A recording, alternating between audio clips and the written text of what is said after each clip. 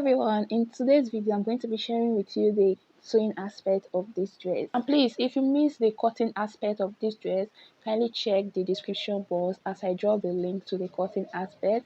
Shout out to a sew friend that sponsored this video. I am entirely grateful. So quickly, let's just dive into the process. This is for the back piece. Remember, we have already cut out the back pattern before we started slashing the pattern for the front. So let's just move to the front part. This is one side of it.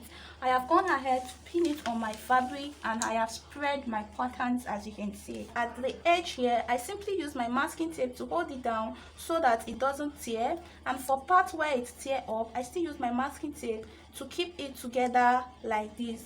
So just do it to ensure that the slash effect does not get through to the edge of your pattern. Now for the spray effect, I sprayed it with a distance of 1 inch for each of the sprays. For this 1 inch, just ensure that you are marking it out from the side like this. So all I simply did was to spray the pattern on my fabric and pin it down. So now I'm going to be cutting it according to how it should be. At the front center, you're going to mark 1 inch and stop before the slash effect, and kindly note that this 1 inch work for everyone.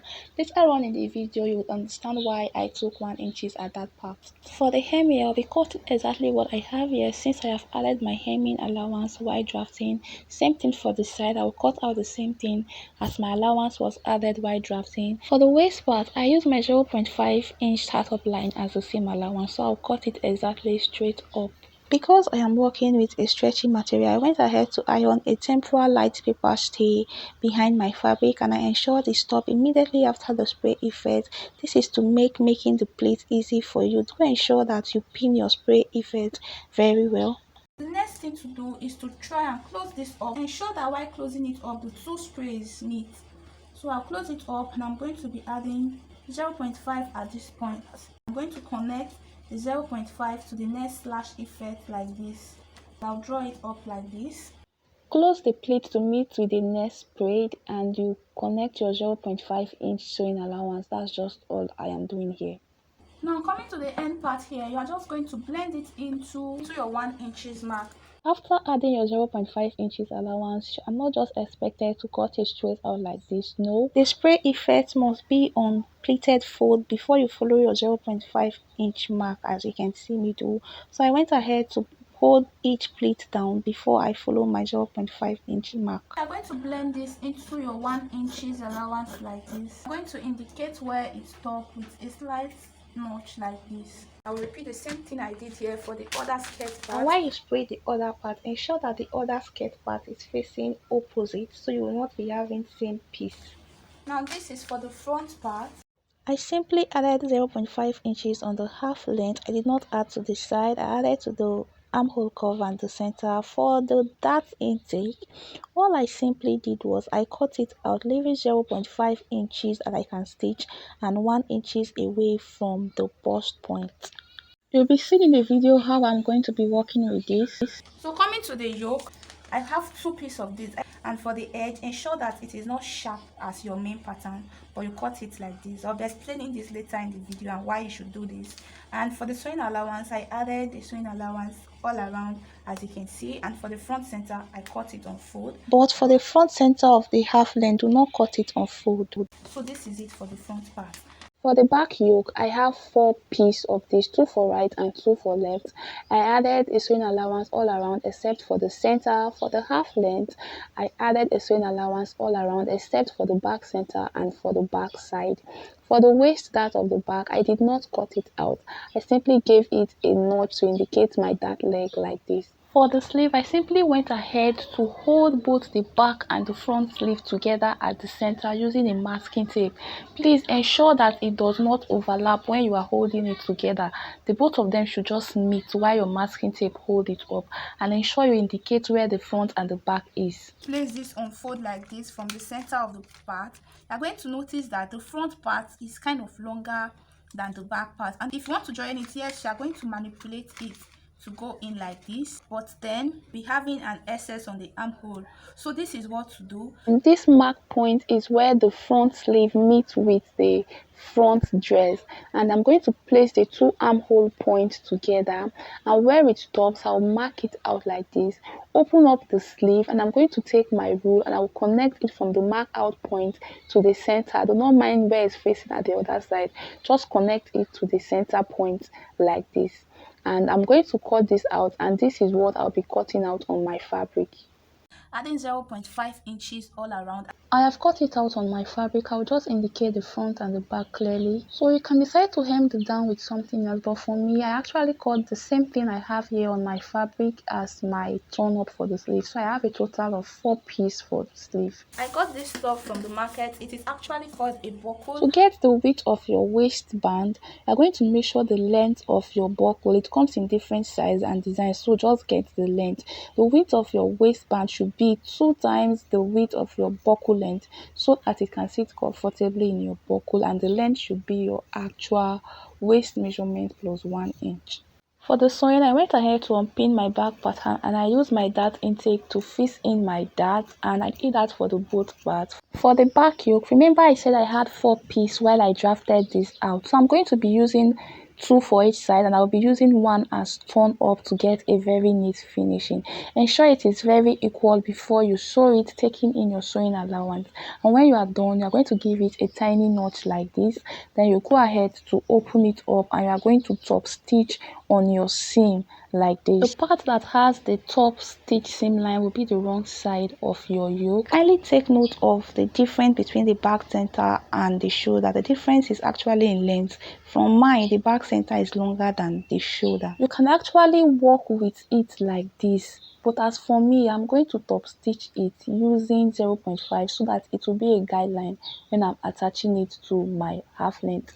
But please, if you know that your sewing machine normally gives a gathered look for tulle net, do not top stitch it, as top stitching it and getting a gathered look on your tulle net will reduce the circumference and it will not fit into the cutout. Hope you understand my point. So for the sleeve, remember I said I have 4 pieces of this, so I'm going to turn it over from the sleeve hem and I'm going to top stitch it. So here I'm done with that. I went ahead to notch the center of the sleeve. I keep saying that you should mark out where the front is and where the back is, because the curve of the front armhole is different from the curve of the back armhole. So on my turn out sleeve, I'll take my chalk and I'll be marking out only the front armhole on the both sleeves. So when I see the mark, I'll know that place is the front. To join the sleeve, ensure you start from the down part and you stop it immediately where the armhole starts. Taking in my sewing allowance, and I will do that for the both sleeves. For the front part, I'm going to unpin my pattern and I'm going to be closing the dart like this. Now while joining the dart, you just cannot just stop here. So I just went ahead to blend it up into the front part, and you can see how very tiny I made the stitch, as it will not cause any effect to your allowance. You can see the effect that this is giving. I'm going to be working with the yoke of the front part now, so I'm just going to open this up and I will turn the neckline of the front like I did to the back, and I will step on it, turn it over, and I will run a stitch all around. In it, like I said, this stitch line will be a guide for me when I'm joining it to my fabric, so I actually follow the edge how I'll be following it when I'm sewing it. I'm going to take my skin tune net. So I went ahead to fold it into 4 and I doubled it again. That's to say what I have here is a total of 8 folds. Now I'm going to take my pattern and I'm going to measure from where the neck starts from to how covered I would want it. 6 inches is fine. Measure from here to here, 6 inches. This is where the tulle net should stop. So I'll just place it on it like this. Pin it up to keep it in place. I'll go ahead to top stitch it following my first stitch line. I'm done stitching. I'll go ahead to trim the lace following the shape of the neckline. I'm just going to unpin this.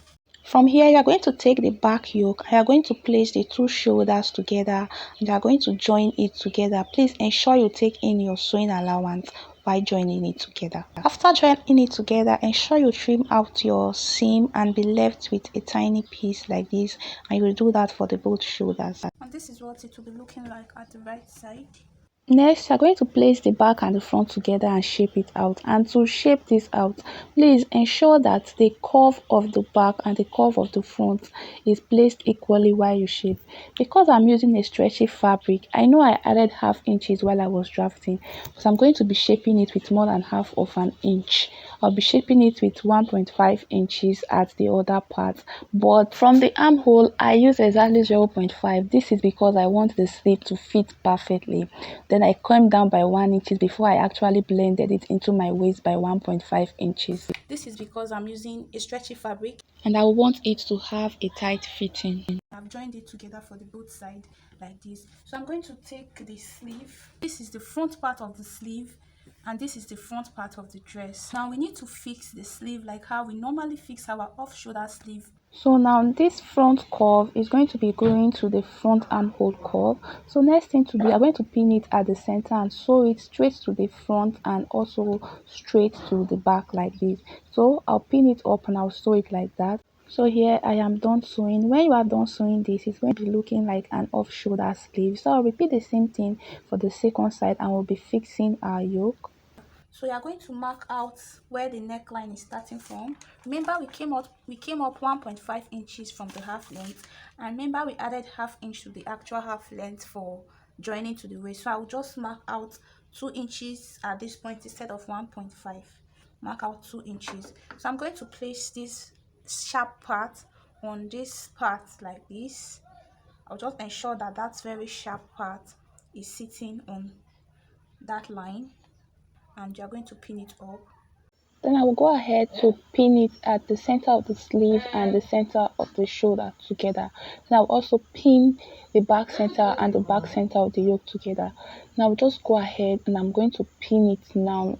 And if you did everything accurately, all the parts is supposed to be even and meet equally with the intervals that it has.